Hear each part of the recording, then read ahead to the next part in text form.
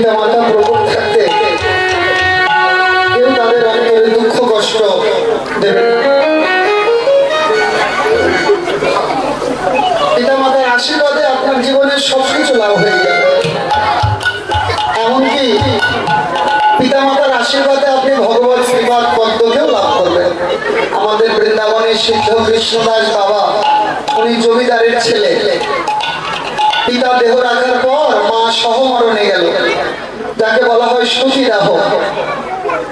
মা পিতার চিতায় উঠলেন 3 ছেলে। সিদ্ধ বাবারা 3 ভাই।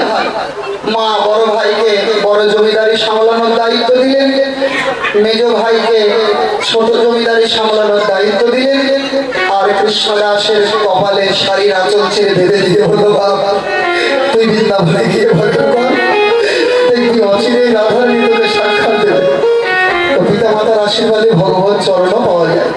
তাই পিতা মাতার সেবা করবেন, তাদের আশীর্বাদ এমনিতে আপনাদের লাভ হবে। কখনোই তাদের অন্তরে কেউ দুঃখ কষ্ট দেবে।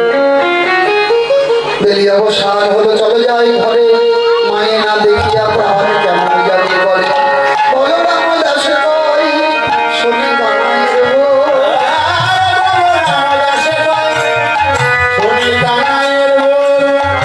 বলো রাখালের মাঝে বলে তরল, পড়লো মায়ের ঘরে যাবে বলে রাখাল মাঝে পড়লো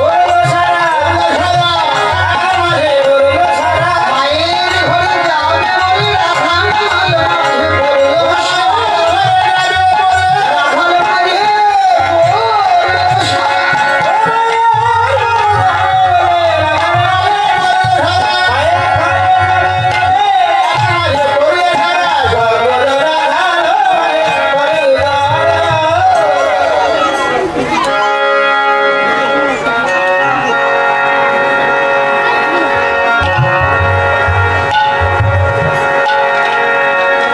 উনি আমার খুব প্রিয় একজন মানুষ, আমাকে আশীর্বাদ করেছেন। ভগবান তাকে ভালো রাখুন।